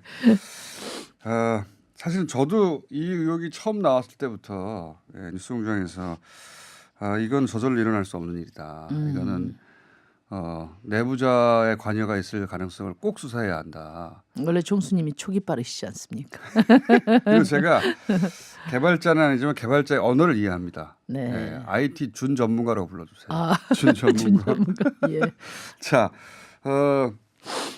우선 왜 그렇게 물론 이건 전문가들한테 그 컨설팅을 받으신 거죠. 예, 제가 뭐 아주 촘촘하게 네. 크로스 체크를 했습니다. 이런 저는 전문가가 아니기 때문에. 그러니까 이제 뭐냐면 심지어 잠깐만 전문가들 중에 혹시 이런 대형 IS 구축을 경험해 본 대기업의 어떤 개발자들 책임자들 얘기해 보셨어요? 네, 대기업 전산실의 서버 책임자라고 하는 분하고도 제가 해봤고. 이야기를 해봤고요. 뭐 이론가들 예를 들어서 뭐 교수님들이라든가 예, 교수님들은 뭐 직접 그 국감장에도 오셨고, 네. 예. 카이스트나 이쪽이나 뭐 그쪽도 다 이제 좀 한 두루두루 7, 8명 정도 이렇게 제가 7, 8명. 네. 예. 근데 점검을 해봤습니다. 그분들이 다 공통적으로 하는 얘기죠. 네, 이게 공식 발언하고 예. 비공식 발언, 그러니까 비공식 발언은 거의 일치했습니다. 그렇죠. 예. 이거는 이 분야를 조금만 알면 이건 너무나 합리적인 의심이에요. 정말로. 자, 그러면 그 비공식 발언의 근거 쭉 7, 8년 복수 전문가들에게 크로스 체크한 거 좀 설명 좀 해주십시오. 우선 이제 제가 이 문제를 접근한 방식은 예. 심재철 의원의 책임 또 뭐 뚫렸냐 뚫었냐 예. 이제 심재철 의원과 재정정보원과의 어떤 공방도 물론 뭐 중요하지만 그건 최종적으로 이제 검찰에서 가려질 예. 거고요. 더 나아가서 기술적 가능성이 예. 어디서부터 어디까지냐. 그러니까요. 예. 그렇다면 그 범위에서 일어날 수 있는 여러 가능성을 우리가 체크해 보고 예. 국가 그 전산망 시스템 보안 시스템을 예. 어떻게 구축해야 되고 어떻게 강화할 것이냐. 어떻게 강화해야 되냐 이런 관점에서 이런 일이 또 벌어지면 접근했는데 안 되니까. 네네. 예. 근데 이제 국회의원은 이제 국회의원만 보는 그 인터페이스가 있는 거죠. 거기 이제 총괄 재정 항목만 보게 돼 있고 네. 감사관은 이제 세부 항목까지 볼 수 있는데 네. 자기 부처 것만 보게 돼 있다는 거예요. 예, 근데 각각. 이제 예. 심재철 의원이 들어간 것은 말하자면 최종 인터페이스란 말이에요. 예. 이건 누가 접근이 가능하냐. 그러니까 의원용은 총괄만 볼 수 있고 네. 그리고 그 감사관. 감사관실에서는 내부 세부 항목도 볼 수 있지만 자기 것만 볼 수 네, 있는데 네. 심재철 의원이 들어갔던 것은 그러니까 의원용도 아니고 감사관용도 아닌 그러니까 정부 각 부처에서 청와대까지 전체 모든 걸 다. 세부 항목을 볼 수 있는 화면에 접근을 한 거죠. 그걸 루트 권한이라고 하거든요. 모든 네. 걸 다 보는 거. 그래서 이 루트 권한을 갖고 있는 사람이 누구냐? 예. 국감장에서 제가 물어보니까 관리자 두 네, 명이라는 거죠. 관리자만 두 할수 명이. 있는 그러면 거죠. 이 관리자들만 접근할 수 있는 예. 그런 최종 화면을 심재철 의원이 이제 기술적으로 어떻게 들어갈 수 있었는가 예. 이걸 이제 저희가 따져봤는데요. 그러니까 결국 이제 해킹 아니면은 백도어밖에 없는 거죠. 그렇죠. 그러니까 벽을 뚫고 들어갔든지 예. 아니면 어딘가 있는 뒷문을 통해서 들어간 거죠. 백도어, 근데 그 뒷문은 이제 말하자면 뭐 그 담이 허물어져서 생긴 뒷문일 수도 있어요. 예. 그렇지만 일부러 또 만들어 놓은 뒷문일 수도 있는 거죠. 요거는 제가 좀 아니까 설명을 하자면 이제 집을 짓습니다. 왜냐하면 백도어라고 하면 잘 그 IT 지적을 모르면은 이렇게 느낌이 잘 안 오니까 집을 지어요. 실제 집을 짓는데 이제 정문으로 들어가려면 멀리 돌아가야 되는 거예요. 공사 네, 현장까지 네, 들어가니까. 네. 그러니까 이제 공사할 CCTV도 있고. 때 그러니까요. 공사할 때 뒷문 현장으로 바로 들어가는 뒷문을 열어놓는 거예요. 실제 그럴 수 있지 않습니까? 그래서 거기로 인부하고 자재가 막 들어드는 거죠. 공사할 때는. 그러면 공사가 끝날 때는 뒷문을 닫아야 되죠. 그리고 정문에다가는 CCTV나 뭐 보안 카드 같은 거 그렇게 달아놓고 끝내야 되는데 그런데 그렇게 뒷문은 그게 CCTV에도 안 걸리고 드나드는 기력도 안 남는 뒷문 이 뒷문을 공사가 끝났는데 안 닫고 몰래 열어놓는 거죠. 그러니까 이제 제가 그게 그런 거예요. 제가 말하자면. 가능성을 다 따져봤는데 예. 이제 주로 이제 뭐 정부 여당은 해킹 가능성에 초점을 맞춰 두고 있는 것 같아요. 예. 근데 이제 그런 뒷문이 말하자면 없었는데 뒷문도 없는데 뚫고 들어갔다 들어간 이거죠. 거죠. 예, 근데 그런 뚫고 경우는 들어갔다. 전문가들한테 물어보니까 이게 말하자면은 클릭 클릭만 가지고 그게 안 됩니다. 가능하지 않다는 거예요. 불가능합니다, 네네. 그거는. 그래서 네. 클릭을 가지고 도달한 것은 네. 어쨌든 문을 통해서 도달했다는 것이고 그러니까요. 그 문은 이제 뭐 정보원에서 뭐 보안 관리가 시원치 않아 가지고 허물어졌을 수도 있고 이렇게 백도어처럼 이제 만들었을 수가 있는데 그런데 그 백도 그 뒷문을 그 공사하는 사람들이 몰래 만들어놨으면 몰래 만들어놨기 때문에 나무에 가려져 있다든가 그래서 모른단 말이죠. 그래서 이제 이걸 제가 그걸 어떻게 알았냐는 물어보니까 거예요. 특히 이제 재정 관리나 회계 관리 시스템 같은 경우는 이런 그 관리자들이 이제 이걸 관리하고 또 수리하고 점검하기 위해서 그 뒷문을 자주 만들어 놓는데요. 개발할 때는 그렇게 그러니까 합니다. 이제 자기 예. 필요에 의해서 예. 그런데 이제 그러면 그 백도를 만들 가능성과 관련해서는 그런 실무자들의 필요에서부터 예. 예, 기술적 가능성, 아니, 그러니까 가능성을 보면 실무자들이 진짜 자기 일을 하기 위해서 예. 편의상 만들었다가 또 없앴다가 만들었다가 없앨 수도 있고, 예.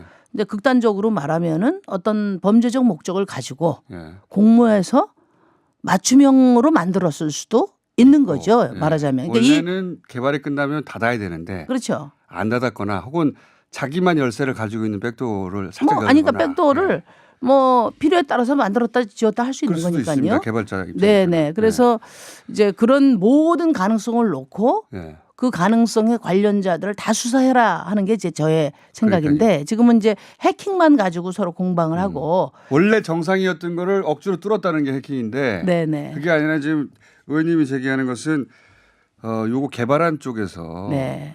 구멍을 몰래 만들어 놓은 걸 지금 썼거나 아니면 그거를 이번 일 때문에 일부러 또 만들었거나 그런 식으로 백도어일 수 있다. 예, 그 가능성이 높고 제가 이제 그 전문가들하고 이야기를 해보니까 공식적인 질의에는 그런 얘기를 안 하셨는데 비공식적으로는 당신 생각하기에는 어떤 가능성이 가장 높냐 할 때는 전부 일치된 의견이에요. 백도어 가능성이 가장 높다 이렇게 이야기를 했고요. 그것을 그러면 심재철 의원이 그 백도어를 어떻게 연결하게 됐느냐. 예.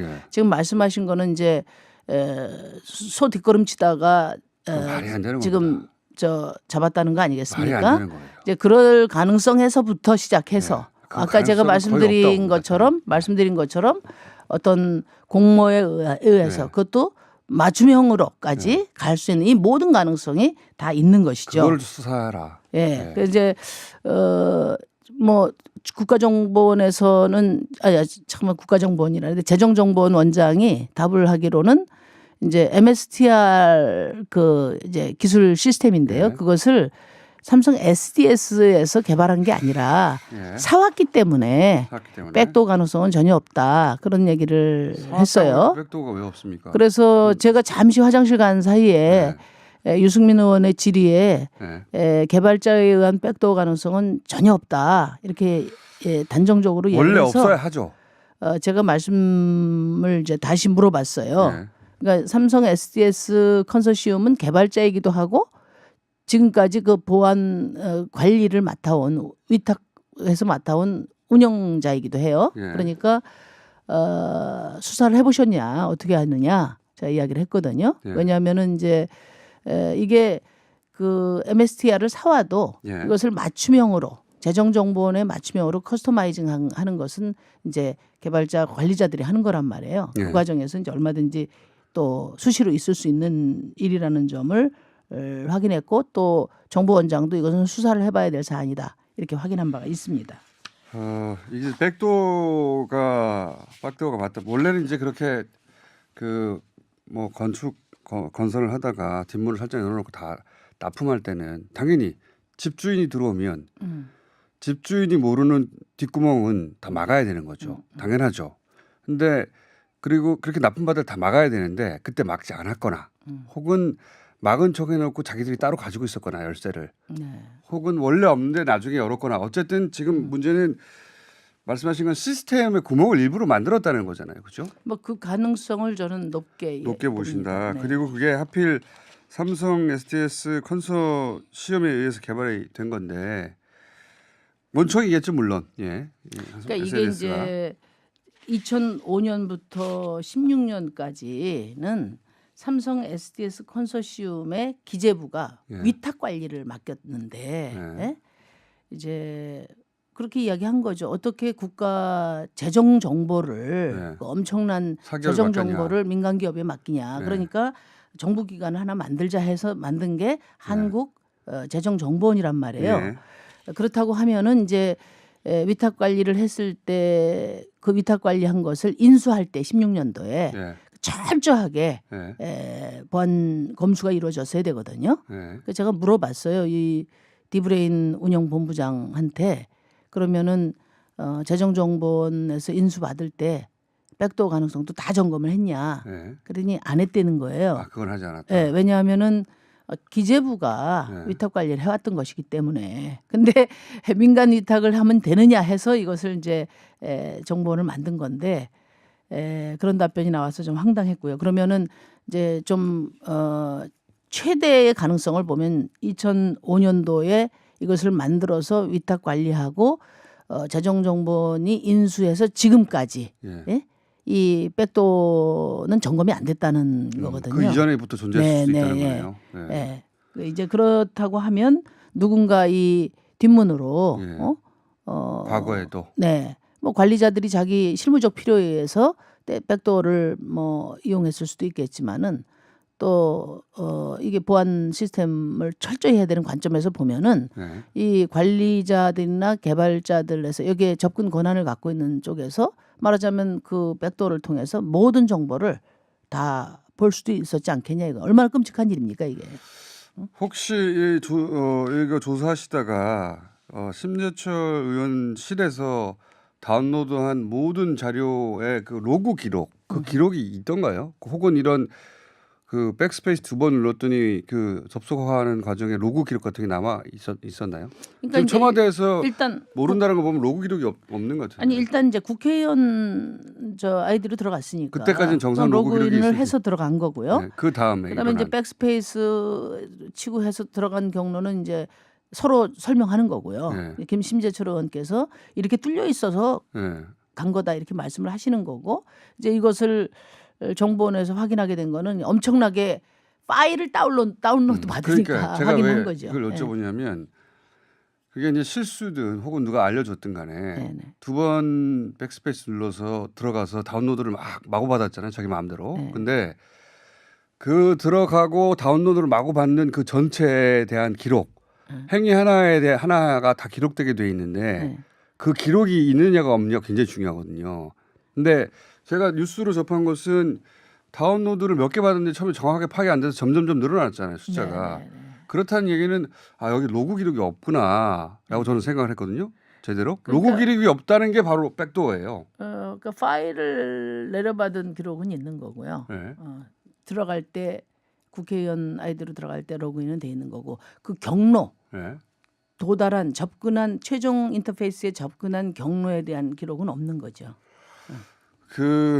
어쨌든 핵심은 그러니까 이제 어떤 전문가는 이렇게 말씀하시더라고요. 이게 이제 백스페이스를 2번 해가지고 또 뭐 그 화면에 도달해 각 그 부처에 도달할 때까지 한 5단계를 거쳐야 되거든요. 그러니까요. 그러니까 이제 실무자들의 실무적 필요에 의하면은 백도어를 뭐 간단하게 만들어 놓지 이렇게 복잡하게 만들어 놓냐 이런 점을 말씀하시는 분이 있더라고요. 또 그리고 그런데 이제 경우는 예를 들어서 내가 실무적 필요가 아니고 특수 목적에 의하면 맞춤형으로도 할 수 있는 거다. 또 이렇게 말씀하시는 분도 있어요. 그러니까 제가 로그가 없으면 그 자체가 백도어고 원래 몰래 해야 되니까 기록을 안 남기거든요. 그러니까 그 과정 전체에 로그가 있느냐도 중요하고 또 하나는 생각해 보시면 그 각 서로 다른 부처에 수많은 폴더들 그거를 6단계, 7단계 거쳐가지고 정확하게 내가 그 정보를 찾아내는 거는 그냥은 불가능합니다. 원래 알아야 되는 거예요. 근데 원래 드나드는 길목이 아닌데 남의 집에 들어가가지고 남의 컴퓨터에서 어떤 특정 파일을 찾아내는 게 굉장히 어렵잖아요. 네, 그렇죠. 한 개인의 컴퓨터도. 근데 이제 이런 국가망 전체가 있는데 그거를 일일이 들어가서 자료를 찾았다는 것은 알고 들어갔다. 누가 알려줬다. 하여튼 뭐 그동안에는 그 이제 정치권의 공방이 네.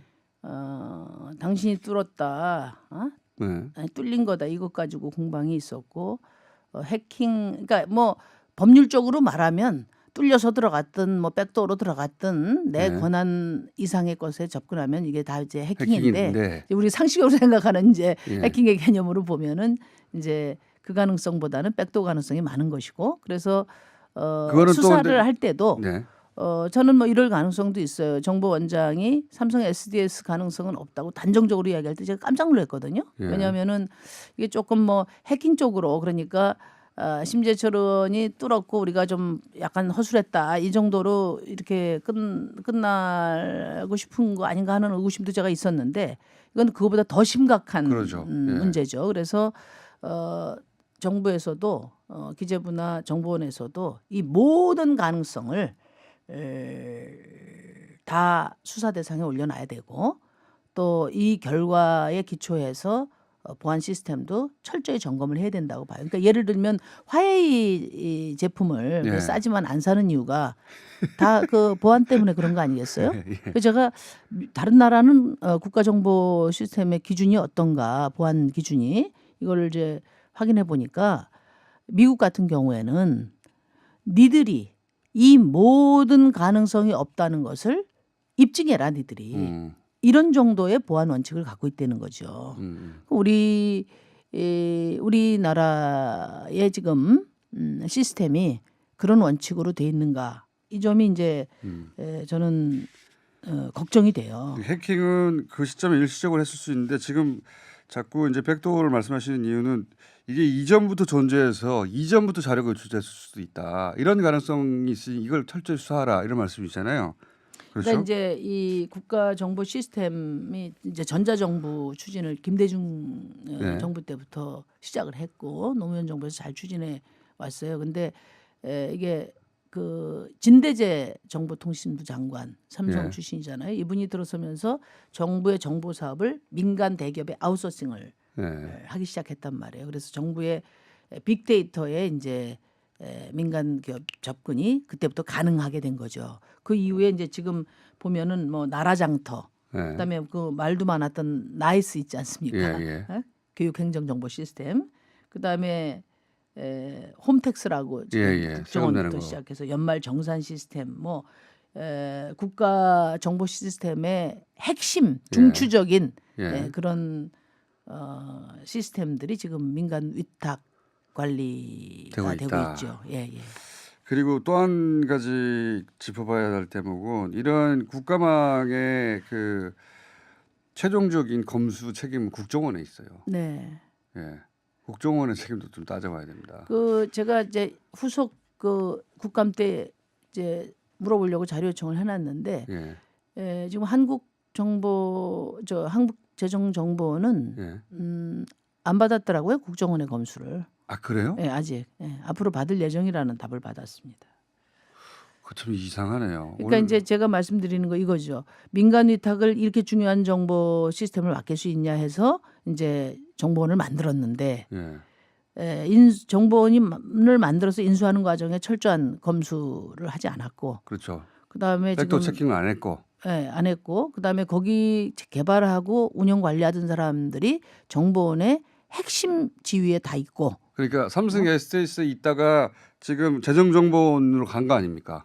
그 상당수가 그렇죠. 근데 이제 기술적 필요에 의해서 그럴 수도 뭐 있긴 그럴 합니다. 수 있는 거는 인정을 하는데 중요한 것은 이분들이 와서 그 정보를 관리하고 시스템 뭐 수리라든지 운영을 그대로 하고 있다면은 이거는 이제 민간 위탁한 위험성을 차단하는 국가재정정보원이 아니라 예. 이거는 이제 민간 관리 시스템에 집 지어준 꼴이 될 수도 있다는 거예요. 국정원 감수를 안 받았어요? 아직 안 받았다고 답을 했습니다. 희한하네. 원래 감수를 받고 나서 운영하는 건데.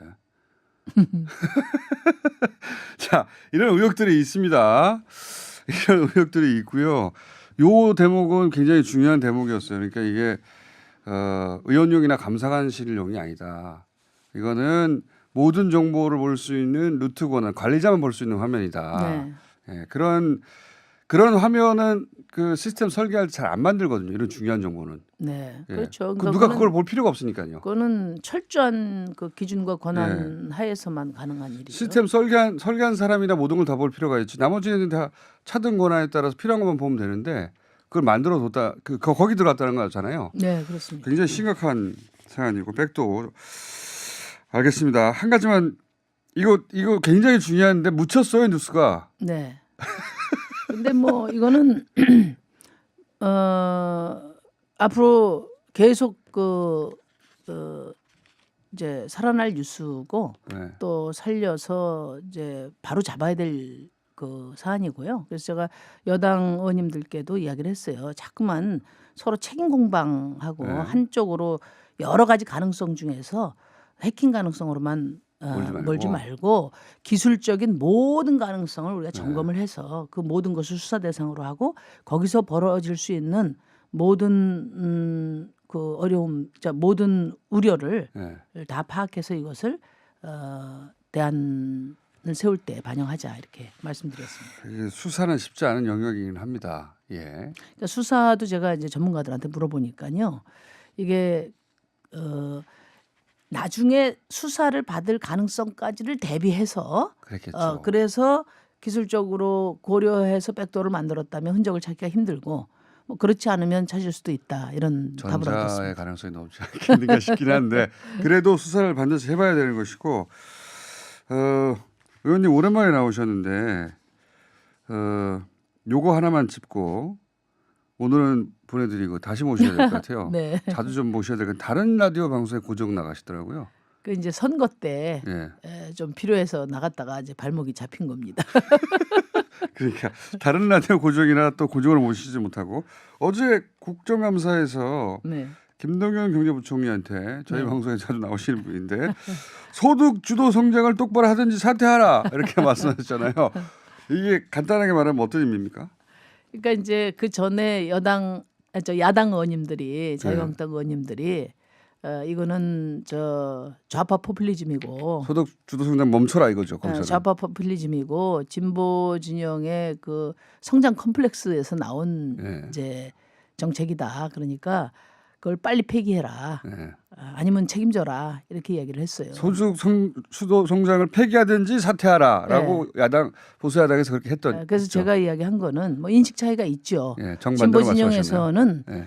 이분들은 뭐 분배나 복지에 대해서는 아주 그 뼛속 깊은 알레르기를 갖고 있는 분들이다. 왜냐하면 오랜 세월 동안 성장 제일주의에 이렇게 하여튼 뿌리 깊게 매몰돼 있기 때문에 그렇기 때문에 예를 들면 유럽 선진국에서 1만 불 시대에 도달했던 복지도 지금 3만 불 시대인데 아직도 나중에예요. 이분들은 선성장 후분배거든요. 네. 아직도 나중에를 이야기하는 분들이다. 그래서 지금 정부가 소득주 성장을 문재인 대통령이 내걸으셨는데 경제부처에서 이것과 역행하는 정책들을 계속한다는 것을 제가 5가지 장면으로 지적을 했고 소득주 성장을 열심히 잘해서 경제가 어려운 게 아니라 똑바로 안 해서 어려운 거다.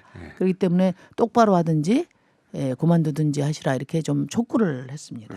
김동연 부총리는 양쪽 모두에서 사퇴하라 그렇게 할 거면 한쪽은 소득주도 성장을 계속할 거면 사퇴하라고 그러고 한쪽은 제대로 안 할 거면 사퇴하라고 그러고 네, 어쨌든 사퇴하라고 욕을 먹고 있는 상황입니다. 오늘 여기까지 하고 저희가 자주 모시도록 하겠습니다. 다른 곳에서 장사를 하셔서 저희가 아니 거의 안 그렇습니다. 자주 그래? 불러주세요. 알겠습니다. 네. 심상정 의원이었습니다. 감사합니다. 네, 고맙습니다.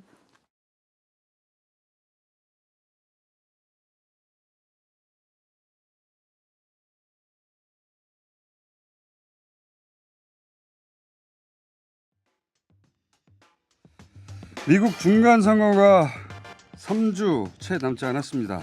네, 남의 나라 중간 선거인데 이번에는 북미 관계가 연결된 터라 관심 가지지 않을 수 없습니다.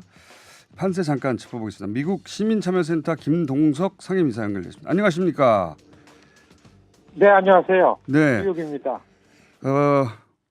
뭐 트럼프 공화당에 불리하다는 뉴스는 많이 나오는데 간단하게 현재 판세를 좀 짚어주십시오.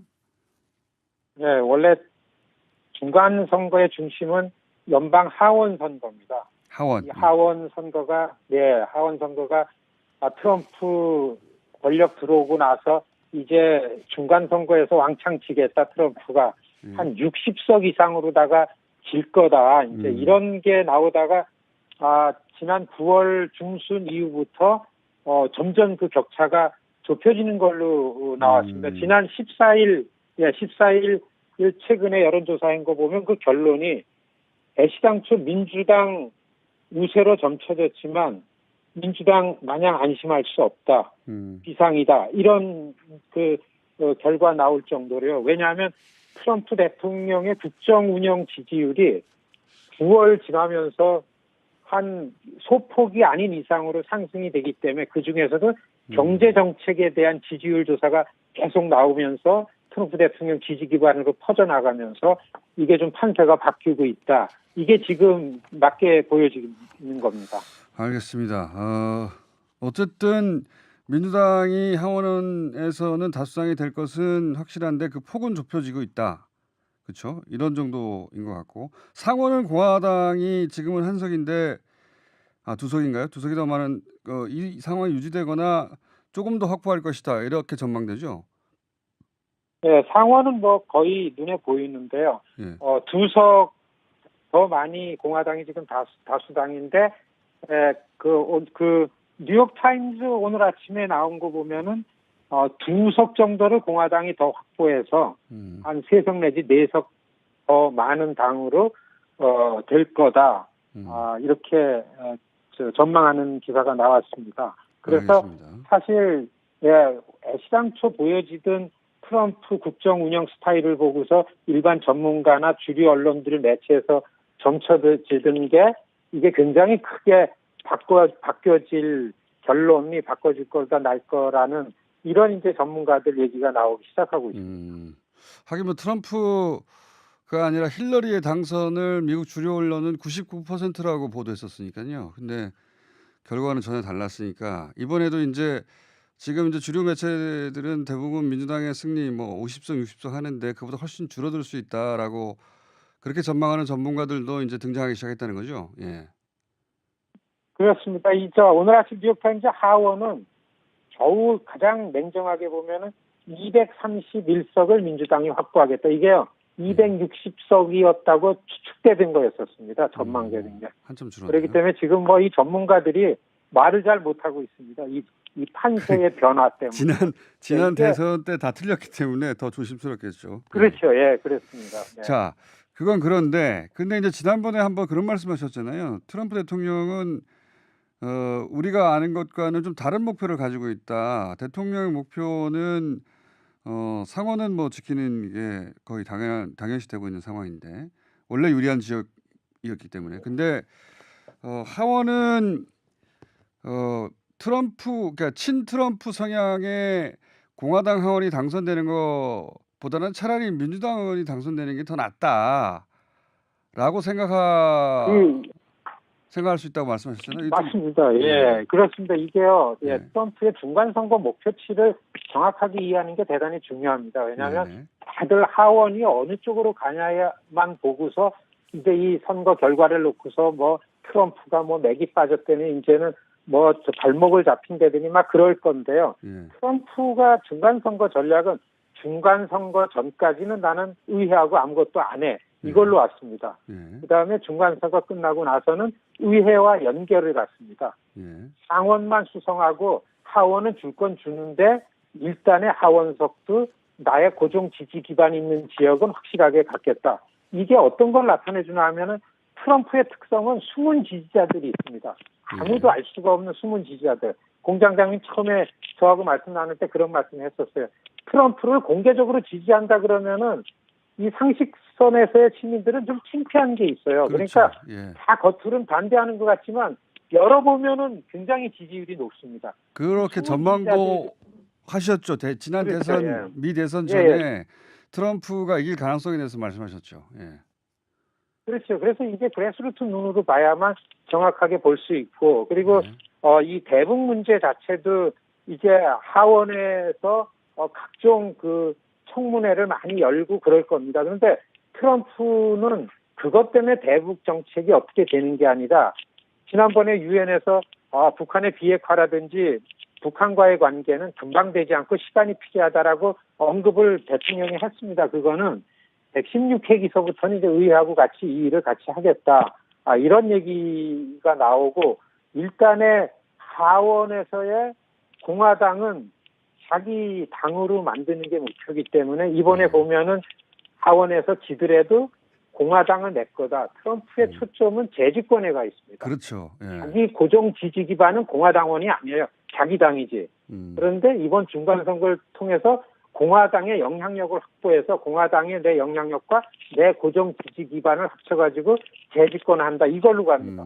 어제 연방선거관리위원회에서 그 선거 자금 모금한 거를 발표했어요. 그게 뭐가 나왔냐면 트럼프가 대통령 취임하고 나서부터 바로 재집권 전략으로 가가지고 계속 자기 재집권 쓸 돈을 모아온 게 1억 달러를 1억 한 2천만 불을 돌파했다라는 게 나왔습니다. 그러니까 철저하게 트럼프는 나는 한 번 더 하겠다. 그걸 위해서 어떤 게 도움이 되고 어떤 전략을 할 거라는 거는 굉장히 좀 치밀하게 짜여진 전략으로 간다. 이렇게 보는 게 중간선거를 바로 본다. 이렇게 얘기할 수 있습니다. 그러니까 우리 언론은 뭐 하원에서 지고 그러면 대북 정책에 빨간불이 켜지고 뭐 트럼프가 큰일 날 것처럼 얘기하지만 트럼프의 목표는 그게 아니라 재집권이고 그리고 하원에서 이기고 지는 게 중요한 게 아니라 재집권이 목표인데 하원 선거는 재집권 선거에는 큰 영향을 못 미치고 오히려 트럼프는 이 기회에 공화당을 자기 당으로 만들려고 하는 것이고 그 목표는 어느 정도 성사시켰고 그리고 재집권을 위한 선거 자금도 1억 달러로 굉장히 많이 모였고 그래서 트럼프는 자기 계획대로 잘 가고 있는 것이다. 그런 말씀이죠. 그렇게 보는 게 맞습니다. 그리고서 제가 직접 아주 키퍼슨들 이를테면 주요한 의원들 내년서부터는 대북 정책의 주요한 역할을 할 의원들을 한 7, 8분들을 그 전국적으로 후원해 주면서 다 만나보면서 다니는데요. 이 의원들이 트럼프의 대북 정책을 반대하는 게 아니고 왜 의회하고서 의논을 안 하고 우리랑 같이 협력을 하자 이거를 얘기를 하는 겁니다. 우리를 무시하느냐? 그런데 그렇죠. 그런데 공화당의 영향력이 더 커지면은 자기 당이 되면은 내년서부터 있을 의회에 대북 정책에 대해서 속도는 좀 늦춰질지 몰라도 백악관이나 국무부하고 의회하고서 협력 관계로 갈 거는 분명하다. 그래서 되게 전문가들이 지금 신중하게 얘기하는 거는 트럼프의 평화 노선인 대북 정책이 이게 안 되는 게 아니고 되는 일이다라는 목소리를 내기 시작했습니다. 그리고 기존에 있던 전문가들은 이 부분에 관해서 얘기할 수 있는 게 별로 없기 때문에 이 발언을 자제해요. 왜냐하면 이전에 얘기했던 거랑 지금 새로 얘기할 내용들이 너무 다르기 때문에. 알겠습니다. 그렇기 때문에 그런 부분들이 지금 이 미국 선거판에 대북 정책에 대해서 있다 이렇게 이해하는 게 맞습니다. 알겠습니다. 오늘 말씀 감사합니다. 오늘 여기까지 하겠습니다. 감사합니다. 네, 안녕히 계십시오. 네, 지금까지 미국 시민참여센터 김동석 상임이사였습니다.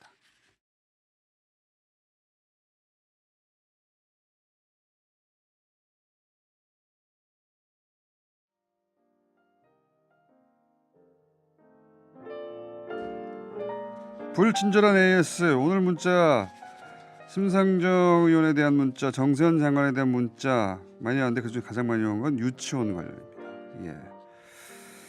어린이들을 볼모로 폐업할 생각하면 아무도 용서하지 않을 겁니다. 이런 문자예요, 다들. 그러니까요. 파업은 사회적 연대를 요구할 수 있지만 어린이들 대상 볼모로 해서 폐업하는 건 누구의 지지도 받지 못할 것이다. 여기까지 하겠습니다.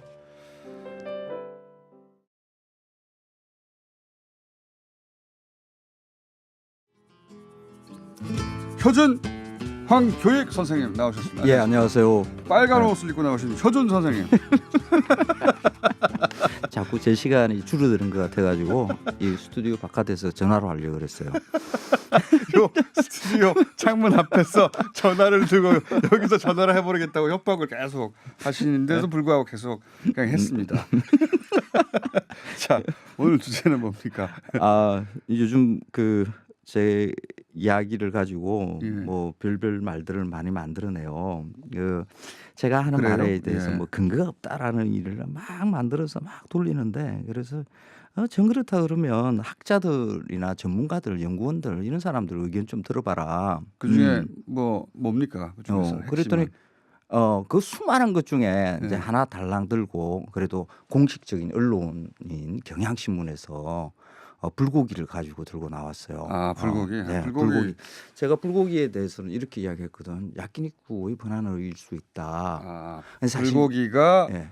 일본의 야끼니쿠를 번안해서 불고기라고 네, 부른 불고기입니다. 것이다. 근데 이 주장은 제가 처음 하는 것이라서 네. 들으면 사실 무슨 소리야? 뭐 불고기 이렇게 할 우리 고기가 수밖에 아니란 없습니다. 말이야. 그렇죠. 뭐 이런, 예. 근데 사실 이 음식하고는 관련이 없어요. 그냥 명칭 이야기거든요. 아, 이런 음식을 불고기라고 부르는 것은 그렇죠. 일본 야끼니쿠라는 단어의 영향을 받아서 그렇죠. 그러니까 그 음식은 불고기라고 한 것일 수 있다. 그렇죠. 일본은 그 메지 유신이 고기 유신이라고 그렇게 이야기를 하잖아요. 그래서 그래요? 왜요? 그때부터 이제 고기를 먹기 본격적으로 시작했습니까? 소돼지 닭 같은 이제 가축을 먹기 시작하거든요. 그래서 소고기를 먹은 경험이 별로 없어요. 그래서 그 이전에는 그랬습니까? 그렇습니다. 어. 불교국가 있기 때문에 뭐 산짐승 이런 거는 먹어도 괜찮다 그랬는데 가축은 먹지 못 않았다. 먹게 했어요. 그래서 소고기를 먹어본 경험이 별로 없으니까 일제강점기 때 그때 당시에 조선인들은 고기를 먹어본 경험, 소고기를 먹어본 경험이 없으니까 도축, 발골, 정령 이런 일도 많이 했겠죠. 그러니까 저절로 고기 굽어서 먹는 것이 그때 당시에 조선인들의 영향을 많이 받았다. 이거는 한일 모두의 학자들이 그냥 일상의 그냥 상식 같은 이런 일이라고 봐야 돼요. 근데 그 문제가 아니라 제가 이야기하는 것은 이 이름입니다. 명칭. 그런 음식에 대한 명칭이 라는 이름이 좀 네. 독특해요. 경향신문에 네.